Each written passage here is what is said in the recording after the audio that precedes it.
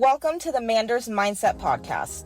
Here you'll find both monologue and interviews of entrepreneurs, coaches, healers, and a variety of other people, where your host Amanda Russo will discuss her own mindset and perspective and her guest mindset and perspective on the world around us. Manders and her guests will help explain to you how shifting your mindset will shift your life.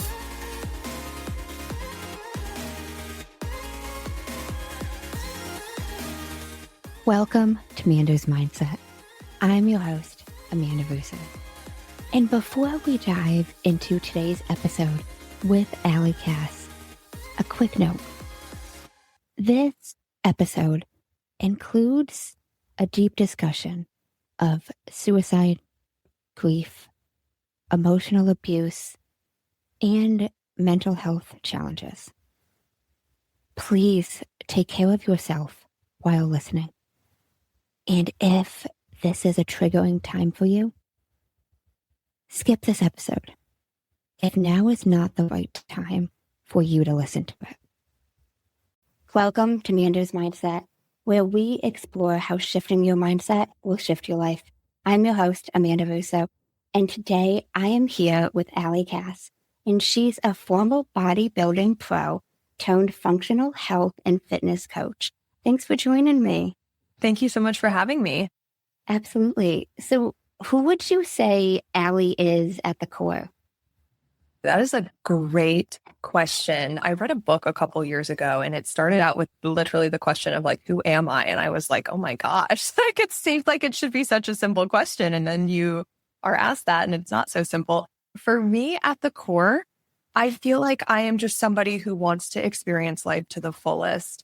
I have a background, obviously, in bodybuilding and athletics. I love physical fitness. I love just being able to push myself and push my boundaries. Now, that has been an interesting experience as I've gotten older because I've seen what it's like to push yourself past that threshold. I just love experiencing everything that the world has to offer, traveling, meeting new people, going on adventures, and just essentially really trying to squeeze the lemon of life. People often refer to me as their adventurous friend or the funny friend. And life is so short. And I've unfortunately had to learn that the hard way. And so for me and what I like to try to accomplish in my work with women is helping people live life to the fullest right now. I love that. Living life to the fullest right now. I love that. I think that's so important. Can you take us down memory lane? Tell us a little bit about your childhood, family dynamic, however deep you want to take that. Absolutely. I grew up in a rather normal household. I had two parents growing up. I was lucky to have them both through the duration of my life up until my mom passed when I was 22. But I had essentially a relatively stable, what you would kind of consider that quote normal upbringing. My parents were a little older. I was an oopsie. I was the youngest out of three girls. And so that had its own challenges. My dad had health challenges growing up. So that was something that we kind of faced from the time that I was about 9 years old until the end of his life in my mid to late 20s. But other than that, it was, again, a relatively normal childhood. I was born in Texas. I grew up in Texas for most of my young childhood life and then into adulthood. Had two siblings, played sports, was pretty high achieving in academics. I was definitely a high achiever as a child. And so again, it was a relatively normal upbringing. Now it's funny, like as an adult and the more that I get into my own mindset work and mindset work with clients, and the more I just start to kind of ask that question of who I am at the core and what are my patterns, the more I realize that just because I grew up in a good family unit, a relatively stable household, we all have our baggage and our stuff that we develop along the way. So that's been a fun journey. An interesting part of my upbringing actually was in high school. I had essentially my first long-term relationship. So I started dating someone when I was 16 years old. He suffered from a lot of mental health challenges. And basically from the time I was 16 to 18, I just slowly started to erode my own self-confidence, my own identity in the process of trying to show up for him, be there for him. And that was a really interesting experience that I've also worked really hard at unraveling through my adult life. It was something that really defined my outlook on life and my outlook on coming back home to myself, which has been a really big theme for me into adulthood and again, in the work that I do with women. Now, you mentioned you played sports as a kid. Were you pretty athletic? I was definitely, I excelled in athletics. I was from a small town. So I always joke that you either played sports or you did drugs. Like there wasn't really anything else to do. That's not really true, but I was like, I can do drugs later in life. There's more time for that. I'll play sports right now. And so I played volleyball, basketball, I ran track. Those were like my big three. I did competitive cheerleading for a couple of years. I dabbled in some other things, but yeah, I mean, I was from a tiny town in East Texas. We had one stoplight until my sophomore year of high school. We got our second stoplight, which was a big deal. So would I say there was not much to do? There was not much to do. So I really threw most of my energy and most of myself outside of school into athletics. And I found a lot of, I guess, peace and purpose in physical activity and in pushing myself in that way. Growing up as an athlete was one of the first exposures that I had to really developing a strong mindset. So again, being from a small town, we didn't have an extremely large talent pool. So one of the things that our coaches in athletics would really emphasize was the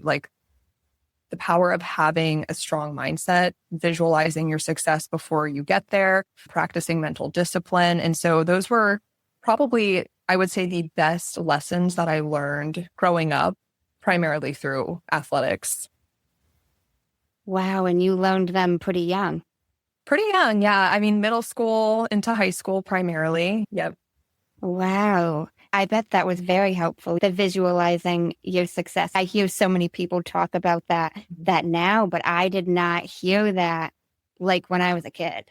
Yeah, I mean, it's so funny because it was helpful at the time, and I didn't realize how helpful it was till now as an adult. And there are times where, I'm doing something that's challenging or I'm in a situation and I'll hear like a voice from one of my coaches or remember a phrase that they used to say. And I'm like, oh my gosh, like how applicable is that now? And it's awesome to be able to have those tools. But at the time, it was not something that I was really aware of. It's not something that was mainstream. Instagram wasn't a thing yet. So we didn't have a bunch of like mindset gurus or anything like that out there teaching stuff. I was good at following directions as a kid. So if my coach said to do something, I was like, all right, I'll do it. But yeah, such great life lessons learned through the process of playing sports. Now, you mentioned the long-term relationship that you were in from 16 to 18. I'm curious how that ended for you. It is an interesting ending, I will tell you. So this particular individual, again, he had a lot of mental health challenges. So I very much self-abandoned in the process of trying to help him. And it's really interesting to look back because, again, when you're 16, 17, 18, like, you know things, but you're still very much a child.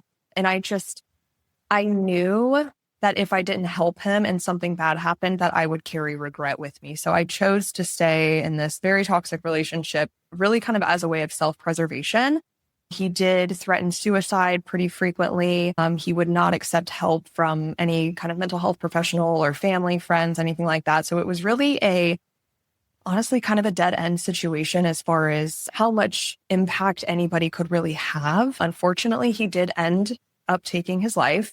But it was interesting looking back at that experience. I really got to the point where I could say with full congruence that I felt like I did everything I could. Now, hindsight's, 2020, I also observed what I allowed myself to go through during that process. And now at this stage in life, I would not put myself in that exact same situation again. But it is, if you look at it from like a mindset perspective or psychology, it was a very interesting time in life. And I fully made the choice to be there and to stay in that, which is also interesting to me when I look back on that time. That's tough. I myself dealt with a similar-ish situation. I was a little older. I think it was 19 to 21, but it was almost the same situation. The suicide threat, the not accepting help from anybody else. And looking back, I completely agree with the self-abandonment part, but I had the same mindset at the time. I didn't want to live with the regret of this was my fault, that Right. if it did. And to think like, now consciously, even if you had made a different decision, right, it wouldn't inherently be your fault. But I see this like similar pattern with women that I work with or even friends. And I think what you and I are talking about is very much to a different degree, but just that pattern of kind of self-abandonment and, oh, this person needs my help, so I must do everything I can to help them. And I see a lot of women that are essentially in that same pattern for a long time, whether it's with their family, with their friends, with their partner, with clients, with work, things like that. Yeah. And now I'm curious, when did you leave the relationship before he ended? I technically did leave the relationship about 2 months before, but it was not a clean break. There was still a lot of communication, a lot of intertwining. I still allowed myself to be somewhat available to kind of support him, just not with the full girlfriend label. But he was still very prevalent in my life throughout that entire time. I'm curious, what helped you be able to leave? That's a great question. I think if I recall, because again, I think I hit a point where I just realized that nothing I did was going to make a difference. It wasn't going to change his decision. And I just had that realization, like, if he is going to do this, he's going to do this, whether I sit here and try to show up for him or not, like whether I'm in the picture or not. The second thing was he had a lot of his issues stemmed from anger. And again, he was very depressive, almost to a manic level, but never got diagnosed because, again, he would not accept help. He wouldn't go to a psychologist or a therapist or anything like that. But he would get very angry, and he did have an issue with alcohol, despite not being of legal drinking age. There was only one incident where he was actually violent, but it got to the point where I was like legitimately afraid of him. There was one point in time where we had an altercation and I was able to get away from that altercation, but I called his mother and I had told her what was going on and, what he was experiencing. And she basically told me, do not go back there. For me, that was also kind of validation. Like, if somebody's mom is telling me, hey, like, you need to stay out of this, then that's probably really good feedback that I should do that. So it got to the point where I was afraid to be in that situation. And then again, having that realization, like, oh, wow, like, I have really exhausted every single resource I have. I've exhausted every single resource externally outside of myself that I could think to try to gather to help him, and he won't accept it. And like, there's nothing I can do at this point. That was my first lesson in, like, you can't help someone that doesn't want to be helped. Yeah, that is so true in any aspect. And I'm sure you've seen that in fitness too. Oh my gosh, yes. Somebody that doesn't want to be helped. Yes, that's No so matter hard. what you tell them, no matter what, if they're not. I had a conversation not too long ago with a colleague of mine, and she was expressing that same thing of just the frustration of caring about somebody more than they technically care about themselves. And it's a hard thing, but it helps you learn the art of, like, just releasing control and just realizing what's within your control and what's not. I like that perspective shift. What's in your control? Yes, it's taken a long time to get here. So now, after you end this relationship, did you go to college? I did. Yes. I went to college. I was there for 3 years before I graduated. I had, again, a pretty normal college existence. I didn't go to like a crazy party school despite living in Texas. I had some friends who had some pretty wild experiences. Mine was very tame. I definitely thought that I had dealt with the grief of my ex committing suicide. What I realized that I did was I just decided I was going to be the strong one, because that was another pattern of mine. And I was just going to shove it down and not acknowledge it. But in my mind, I was like, nope, I'm strong. I've dealt with it. I've moved through it. And I realized probably 7 years later that was not the case, but neither here nor there. So I did go to college, did graduate, and had a good experience. And how did you realize 7 years later that you just shoved it down? A great question. So shortly after college, my mother was unfortunately diagnosed with a very rare terminal form of brain cancer. So I was living in Texas at the time. My parents, while I was in college, had moved back to Arizona where they are from. So I moved to Phoenix, Arizona to help my dad essentially take care of her. So my mom growing up, again, my dad had health issues from the time I was like 9 years old until the end of his life. So my mom was the breadwinner, the one who took care of everything. My dad did more things around the house, but he would always have a lot of like fatigue and just other challenges that would just make working hard for him. So when my mom became sick, the roles reversed and he had to show up, and he did a phenomenal job. But I moved out there to help him and essentially helped take care of my mom for the last 9 months of her life before she passed. Obviously, in that process, had a lot of grief come up. My mom was certainly she was a lighthouse for me. She was like my guide, my person that if I didn't know what to do or I had a question, I would just call her, like to the point where I would call her multiple times a day and she'd answer and be like, what do you want now? Because I was just like such a mom's girl. And so that was really challenging. And it was really challenging in that point in time, because it was, again, right after college. At that point in time, I didn't realize I had a passion for health and fitness. It was actually her journey with cancer that made me start asking questions about what makes somebody healthy. What does health even really mean? She was a fairly healthy person for all intents and purposes. And so I didn't quite understand why someone like her would get that kind of diagnosis. And of course, a doctor doesn't have an answer, nor will they give you one. And so I started doing a ton of self-research, like at nighttime, and it really became a coping mechanism for me. And what I ended up falling into was this giant rabbit hole of nutrition, holistic health, how even like mindset, beliefs, repressed emotions, how that manifests in the body. And the more I learned, the more pissed off I got that like nobody was talking about this. Again, social media was in its very early stages at the time.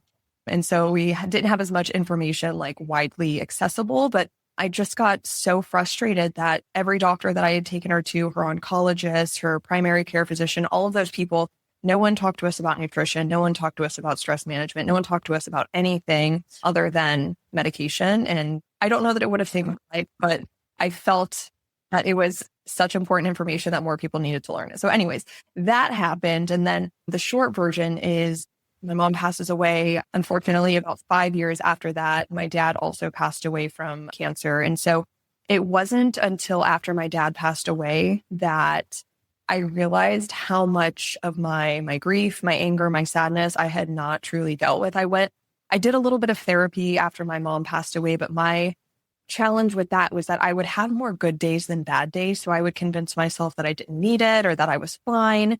And then I had a specific night after my dad had passed away where I had a couple of drinks with the person I was dating at the time. And he did one little thing that upset me. It wasn't anything big. And I just became like the Hulk.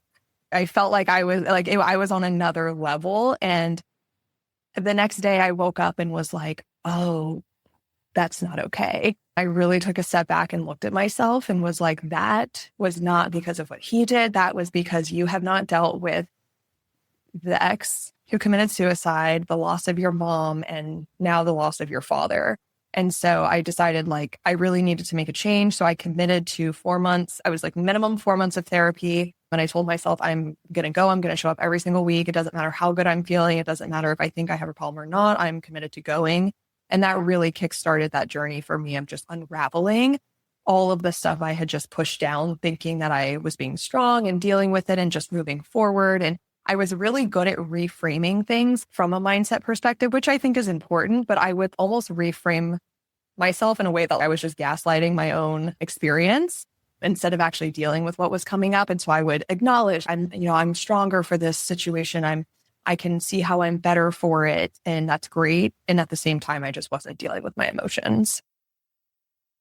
Would you say that's the biggest thing you took away from therapy? That you weren't dealing with your emotions?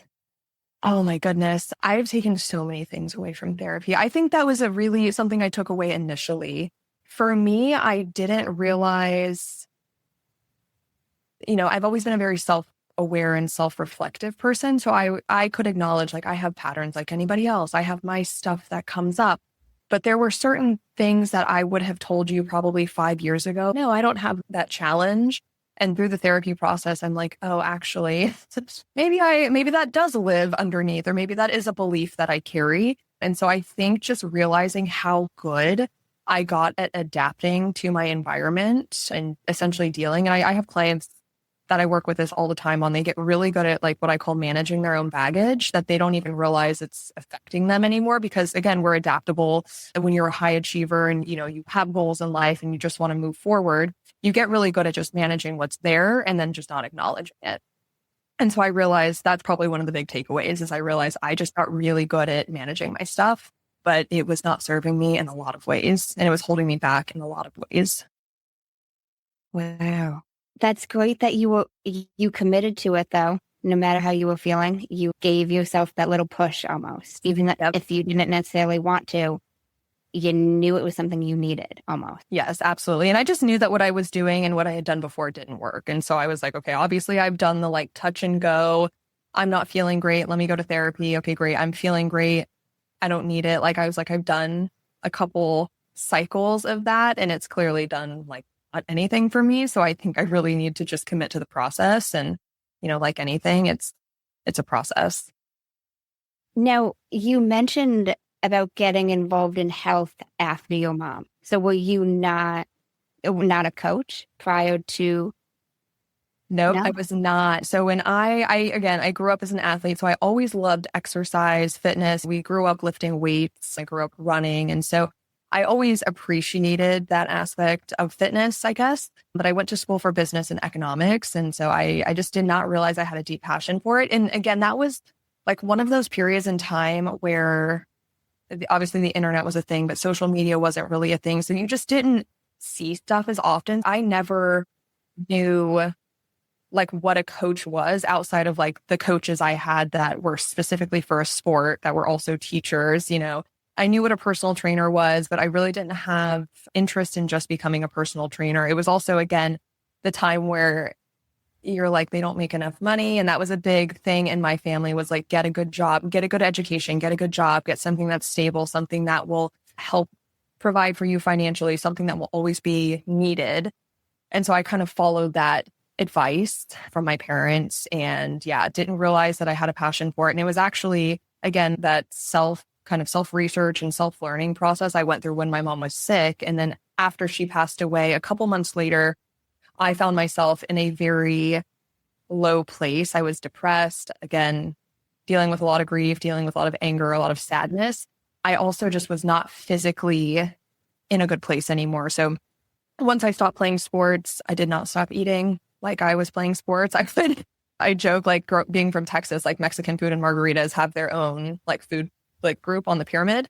And so I was drinking a lot. I was putting things in my body that just were not supporting me, whether it was like the way I wanted to feel or the way I wanted to look. And so I remember sitting on my friend's bed one day. She wasn't even there. And I was just reflecting and I was like, I don't want to feel like this. I'm 22 years old. I feel like SHIT. I'm too young to feel this way. And then I really had that thought of like, if this is how life is going to be, like, I'd rather not.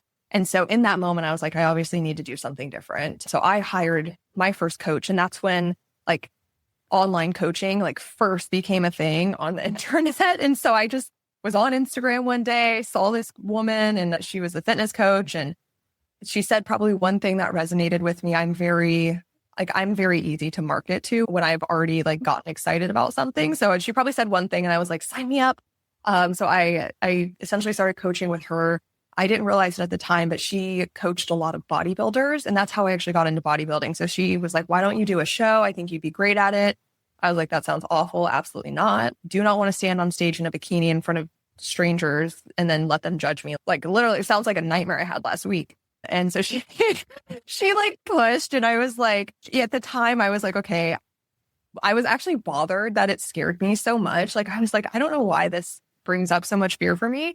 And I was working part-time for a technology company, a software company, and I was working remotely, but I really didn't have a lot of like passion or purpose in that. And so I was in this stage where I was like, I don't really know what I want to do with life. I don't feel like I have any goal I'm working toward. And growing up, there was always a goal, whether it was a sport or whether it was with your classes, getting a good grade, like there was always a metric. And so that was the first time in life where I was like, oh my God, there's no metric. Like, what am I supposed to do? So I was like, fine, that'll at least give me something to work toward. And I competed for about 1.5 years. And it really did serve me in that point of my life. It gave me an outlet for a lot of that anger that I experienced from my mom's death. It gave me a place to kind of go and just be with myself. And so I really appreciated it. And I also saw how the pendulum can swing from not prioritizing health to like, then now we're hyper obsessed with everything we eat, everything we do. And I didn't particularly love that either.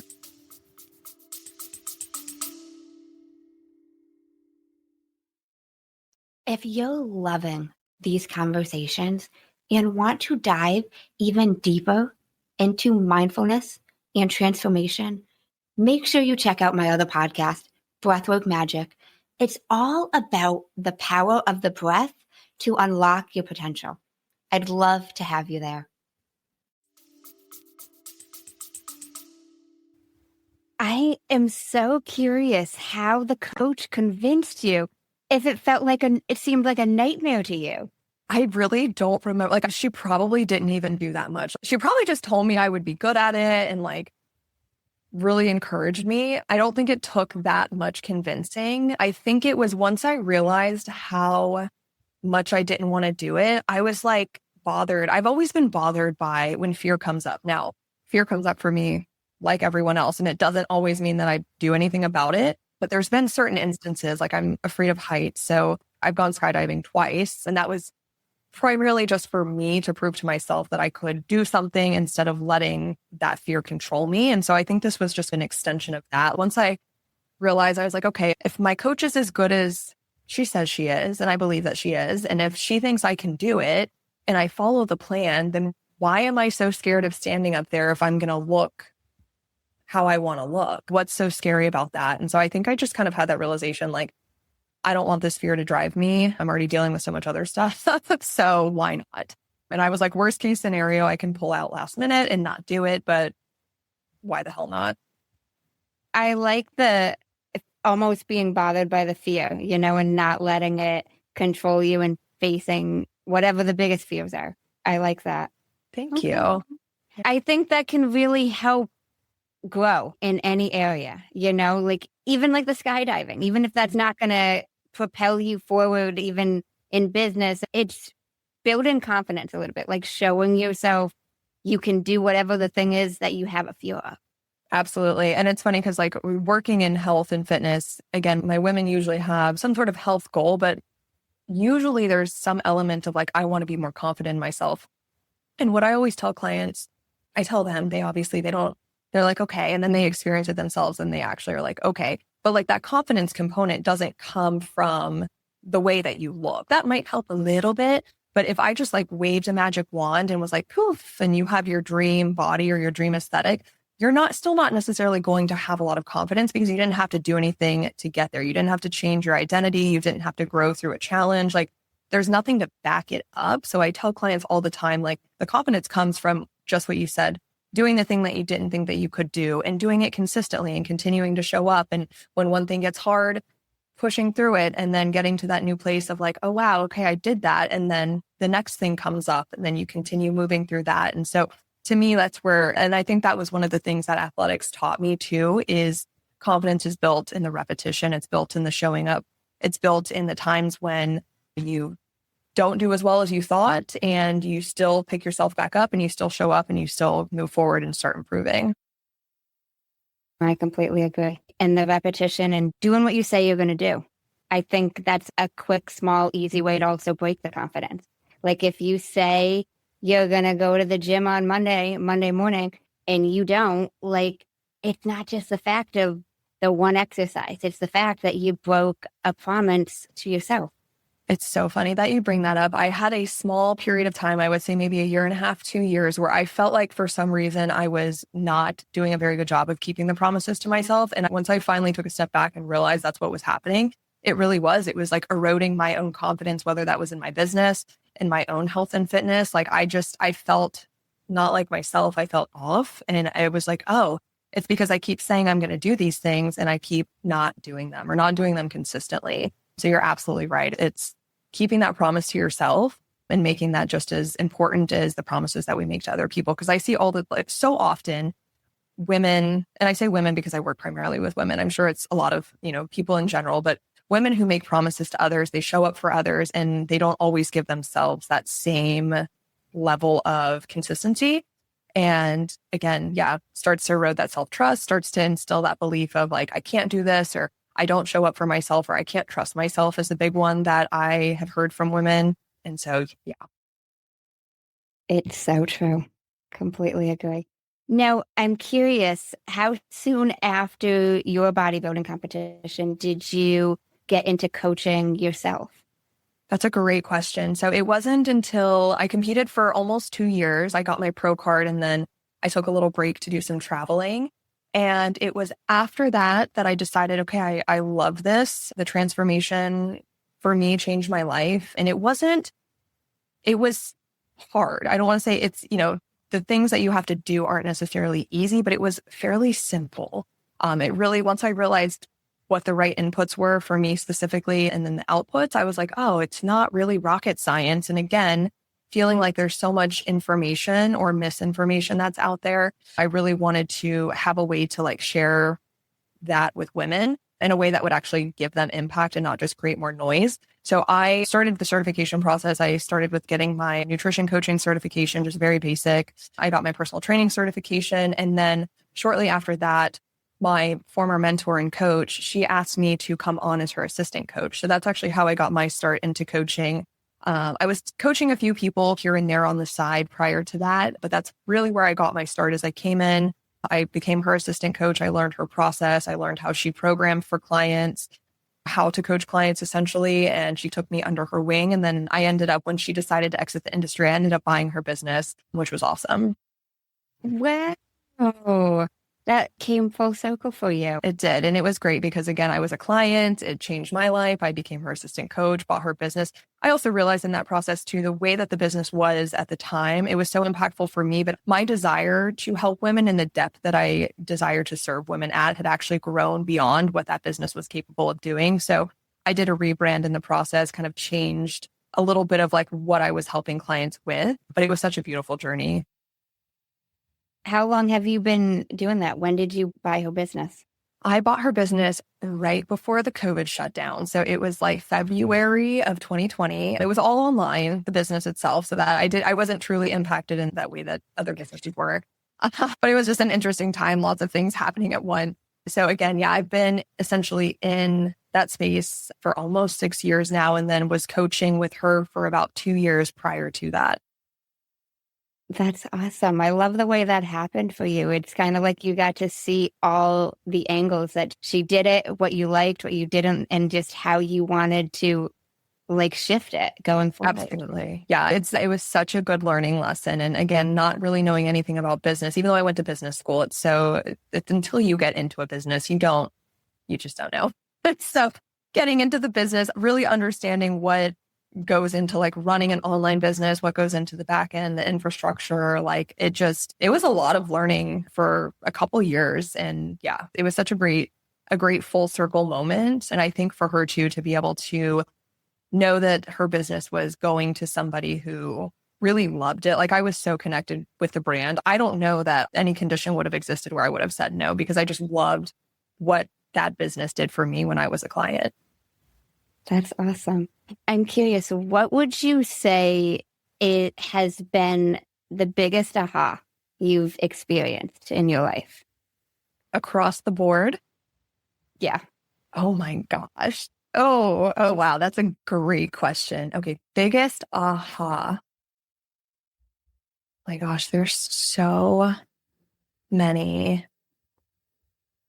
I think, I think one of the biggest ahas, not to sound super cliche, is just that you can really have the life that you desire. I think when you're willing to work through your patterns, when you're willing to look at yourself, and when you're willing to be honest with yourself, I'll be honest now. I was not always good at being honest with myself. I thought I was, but I was not. And so I think when you can really sit with that and then do something about it, you can literally change your life. You can change your health. You can change your finances. You can change your career. You can change your love life.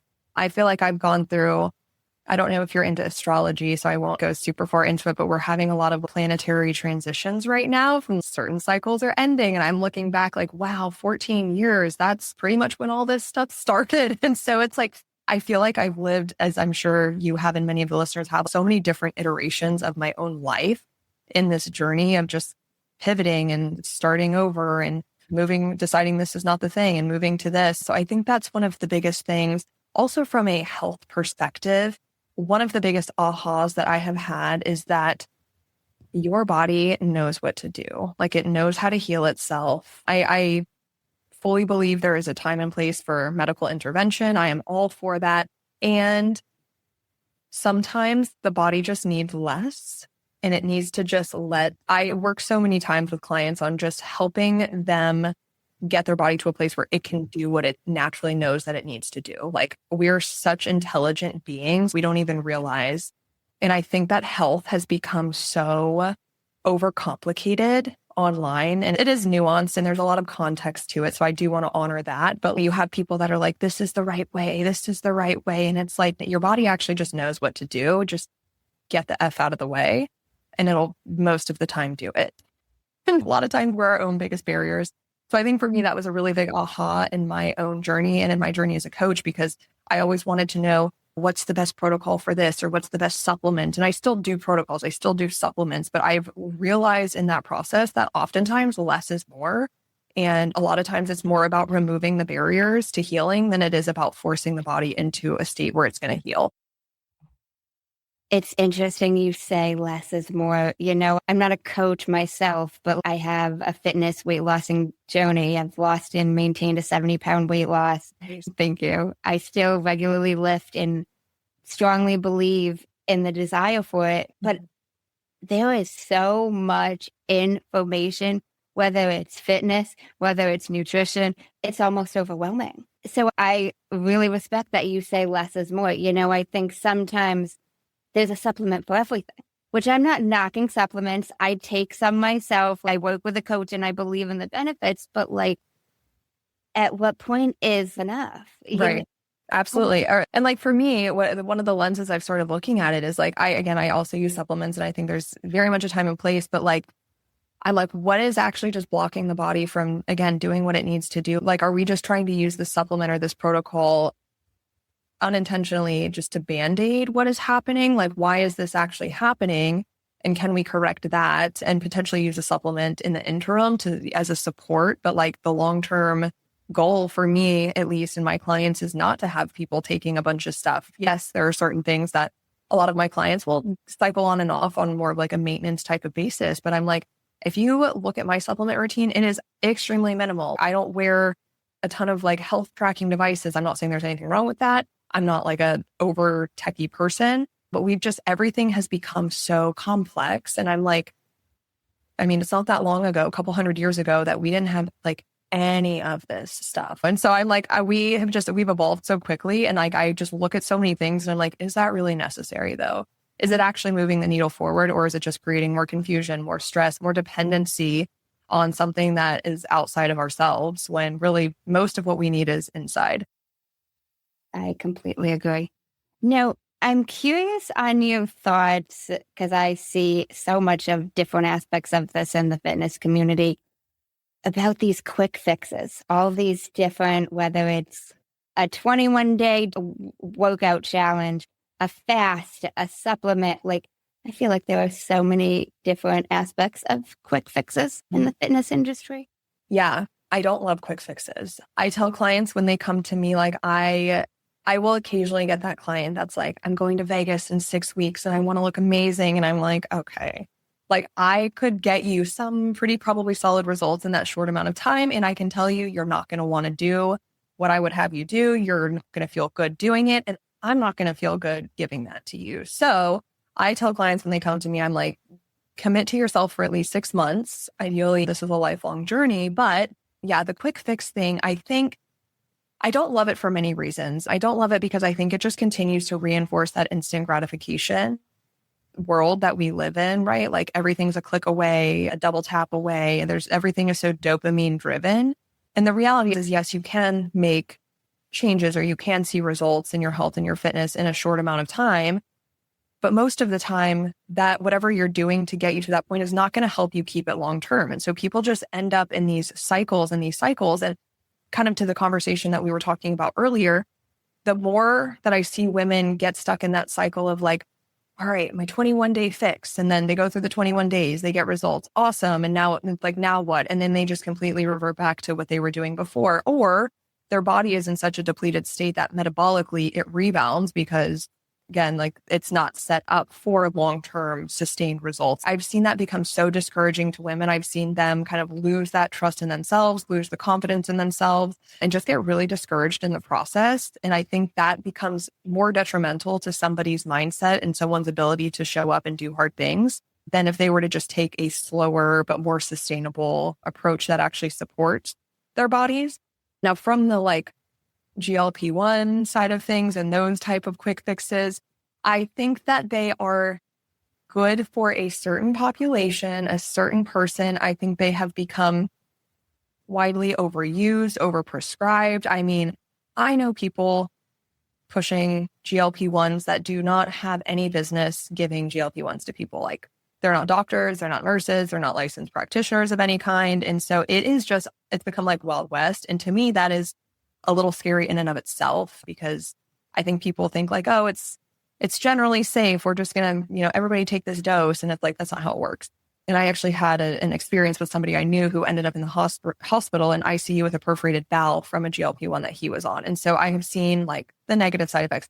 Again, I do think certain populations, certain people can be very helpful. I do want to be mindful of that. I think that the original intention of which those compounds were created has a positive purpose and a positive place. I think that for people who do not take it or who take it and then do not address, again, the reasons why they got to where they are in the first place, their lifestyle, their habits, their mindset, right? Like, most people don't become obese or just neglect themselves because they just have bad habits. They do have bad habits. Usually there's something though going on, in my experience, underneath the surface that has caused them to engage in behaviors that get them to that point.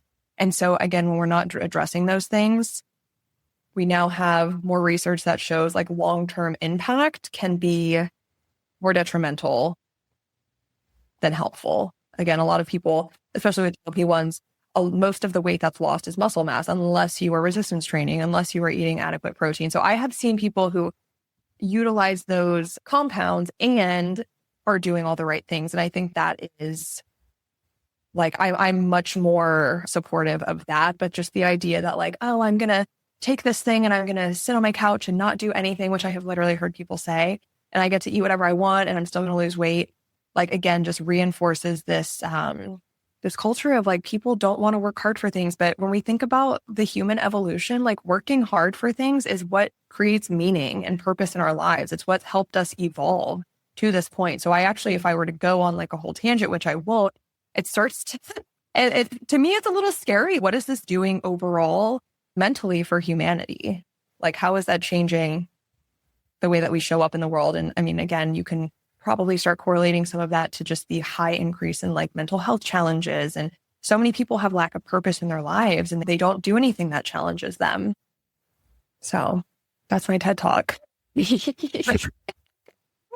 I get it. And I agree. I don't understand like not having a little bit of desire to work for something, even if it's work wise, even if it's just not fitness. I feel like, even like you mentioned the magic wand and you suddenly had the dream body, you wouldn't appreciate it the same way. Even if you enjoy it to some aspect, it wouldn't be the same because you did nothing to get it.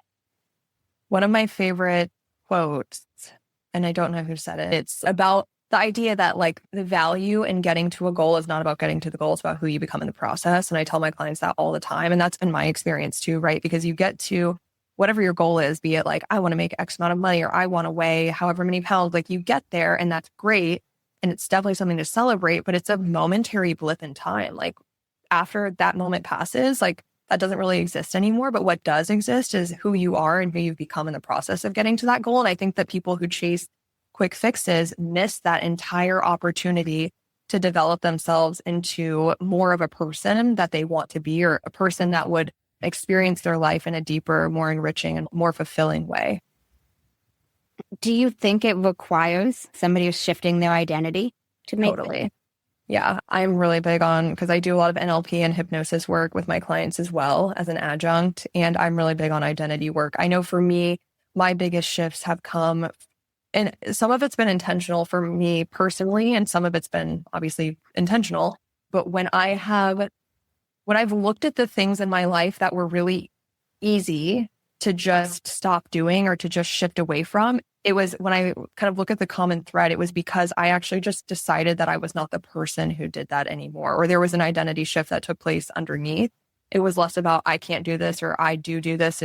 I can't. It's about I either don't, I choose not to, I do choose to do this. That's because of who I am and what my values are. And so I do think that a lot of like long-term change requires a change in identity, because most people, we're all operating on autopilot a lot of the times, and we're just, our subconscious mind's running the show, our sense of identity is kind of running the show. And if there's not a shift in that, we just continue to do the same things that reinforce the identity that we have in the present moment. So I do think it is a big component for change. I completely agree. Because if you look at yourself as one certain way, you're likely going to show up that way. Absolutely. Right. And you're going to continue to do the things that you do, or you're going to do new things if you view yourself in a different light. Yeah. And it's so interesting. Like, I feel like everything's a feedback loop too, right? So you have that shift, and then the more you show up and do the new things, the more it reinforces, that new identity, right? Kind of going back to like keeping the promises to yourself, building that confidence. Like whether you are doing like an intentional identity shift or not, doing new things and challenging yourself and showing up for yourself consistently rewires your neural pathways, whether you're doing it intentionally or not. It completely does. Thank you so much, Allie. I really enjoyed this conversation. Absolutely. Thank you so much for having me. This was great. Yeah. Have you heard of a man named Jay Shetty? I have, yes. So I'm a big fan. He's got a podcast called On Purpose, and he ends it with 2 segments, and I've borrowed those 2 segments from his show, and I end my podcast with those 2 segments. First segment is the many sides to us, and there's 5 questions, and they need to be answered in 1 word each. Okay, love this. What is 1 word someone who was meeting you for the first time would use to describe you as? Warm. What is 1 word someone who knows you extremely well would use to describe you as? Funny. What is 1 word you'd use to describe yourself? Resilient. What is 1 word that if someone didn't like you or agree with your mindset would use to describe you as?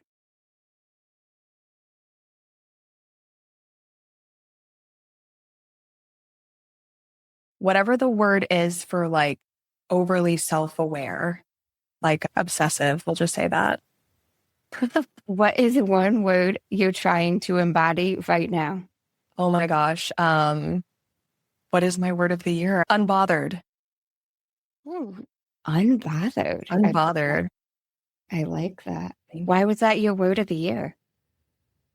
It came up because I have just found myself in situations recently, primarily in like a relationship context where I just am like, you know what? Like I, at a certain point, again, going back to some of the lessons I learned a long time ago, like can't help people that don't want to be helped, and just kind of bless and release. And yeah, I just realized like I'm getting really worked up. I think it's great to get worked up about things you believe in and things that are important to you. And I found myself getting worked up and spending a lot of mental and emotional energy on things, again, that were outside of my control, things that I couldn't change, things that if I was really honest, again, with myself and really looked at reality, like I would see what was happening instead of projecting what I wanted to happen and then getting upset when it didn't. So I just decided, you know what, like, again, I don't want my energy, time and energy is so precious to me as it, is for most people. And I don't want to spend energy on things that don't need the energy. So I just was unbothered. Doesn't mean I'm not bothered. I think I got bothered earlier today, but I'm doing my best to approach life in an unbothered manner. I like that. Thank you. Second segment is the final 5, and these can be answered in a sentence.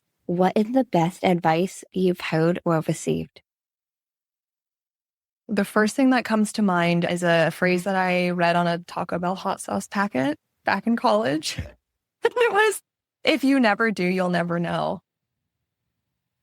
I just think that so often, and maybe this is just my personal experience, we live our lives in our heads, worrying about what's going to happen, worrying about what's not going to happen, projecting what we want to happen. And then, we don't take risks or we don't do the thing that scares us because we have all of these scenarios. And the reality is, like, if you never do the thing, you're never going to know what happens. And so for me, that's been a big driver of, if I really want something bad enough, I've got to do it, because if I don't, I won't know. Or, again, I can create every single scenario in my head and I'm probably wrong 99.9% of the time. So if you don't do it, you're not going to know. If you do it, you find out, and it's information, and you take that and you move forward. I love that. What is the worst advice you've heard or received? Oh man. Worst advice. Holy moly. I wish I was like writing these down over the years. Honestly, the first thing that comes to mind, and I don't even know like who gave me this advice or what it is, but I think it's at this point for me in life, it's just the idea to like keep pushing through. I want to caveat that by saying, I think everyone should continue to move forward, but I have just seen that become such a part of my identity in my younger years, to, again, the point that I just would not acknowledge what was wrong. And I just carried so much stuff with me that was not mine to carry, because all I was focused on was like, just push through, persevere, be strong. And that's great. And it comes with context. And so I think I've seen it affect my health. I've seen it affect my relationships. I've seen it affect just the way that I relate to myself. And so, yeah. What is something that you used to value that you no longer value? My goodness, that I used to value that I no longer value.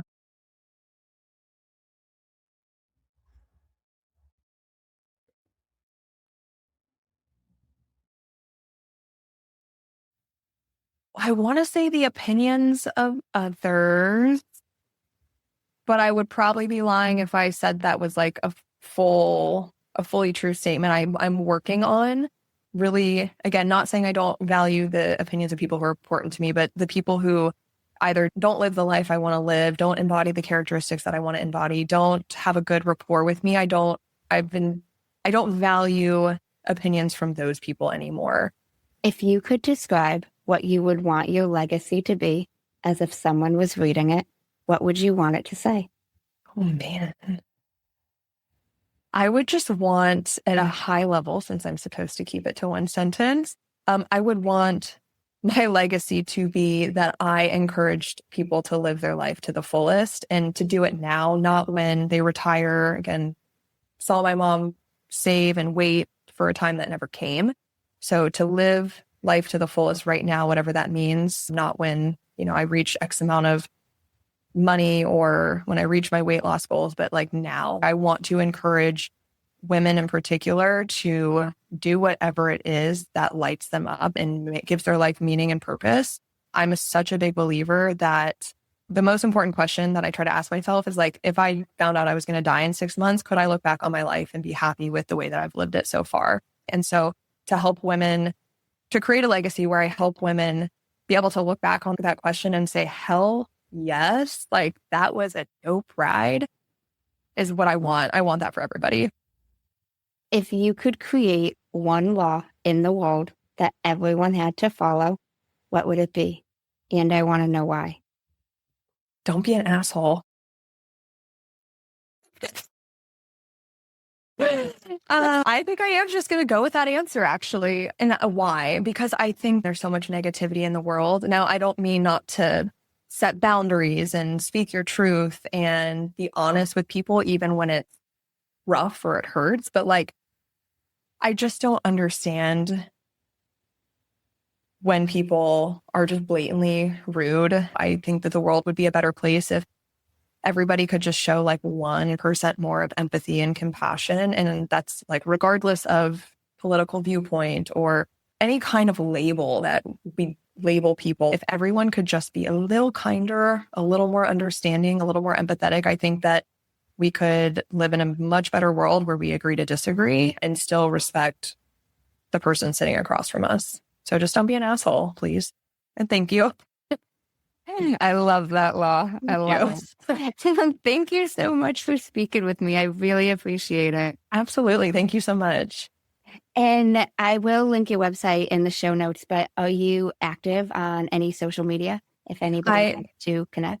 Yep, I am primarily active on Instagram. My handle is at Allie Cass Health. I am also on Facebook and LinkedIn, but Instagram is where you can find me most frequently.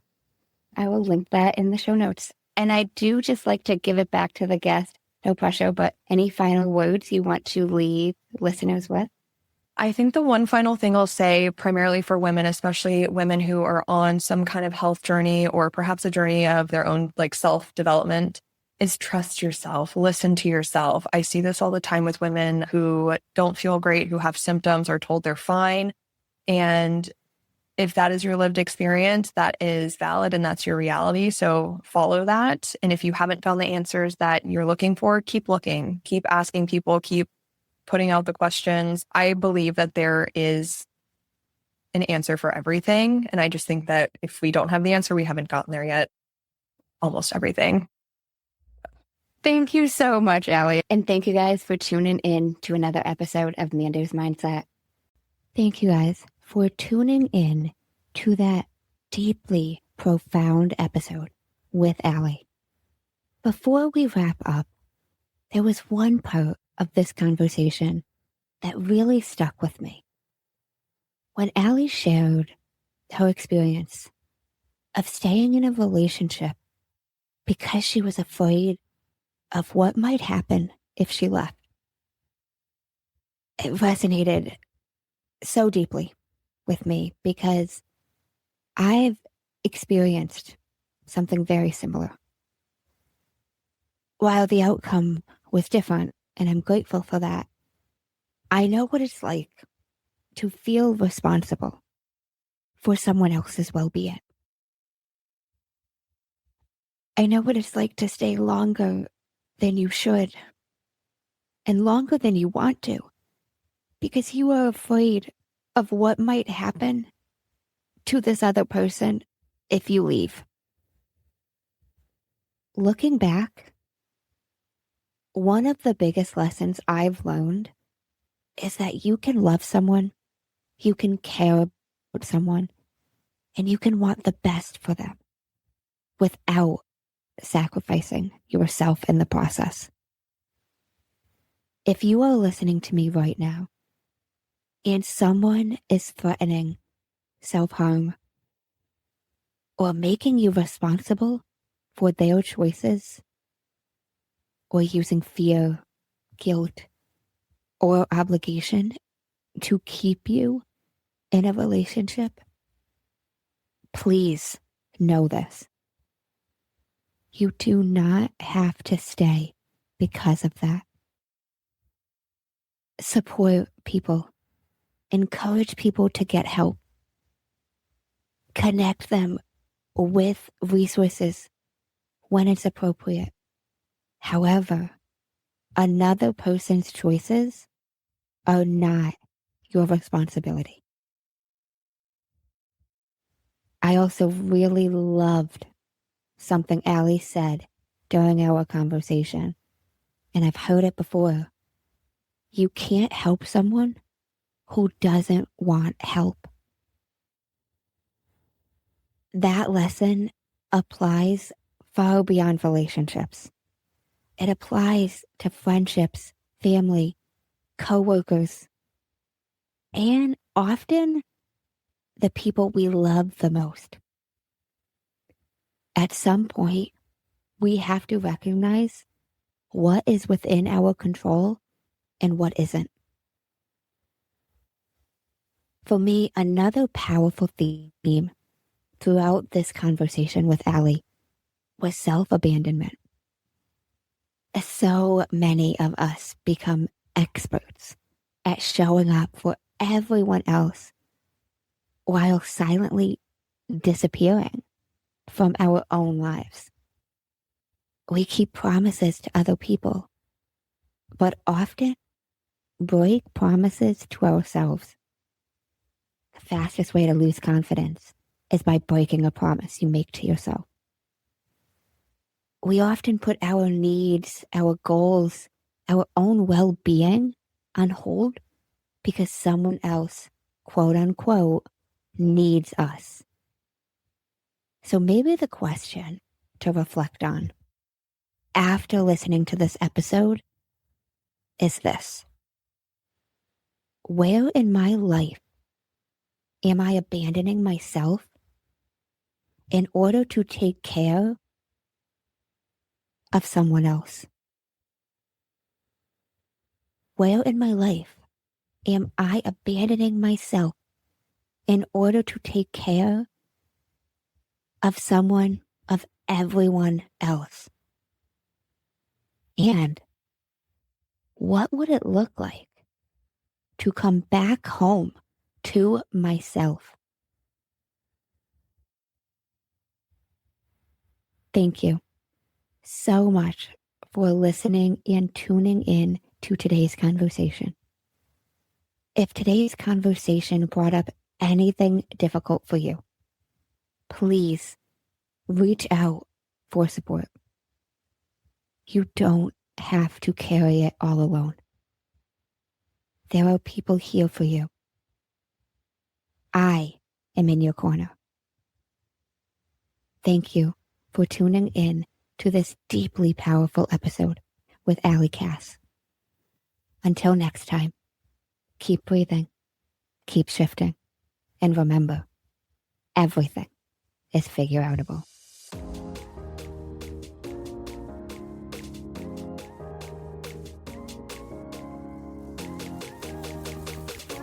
In case no one told you today, I'm proud of you, I'm rooting for you, and you got this. As always, if you enjoyed the show, I would really appreciate it if you would leave me a 5-star rating, leave a review, and share it with anyone you think would benefit from this. And don't forget, you are only one mindset shift away from shifting your life. Thanks, guys. Until next time.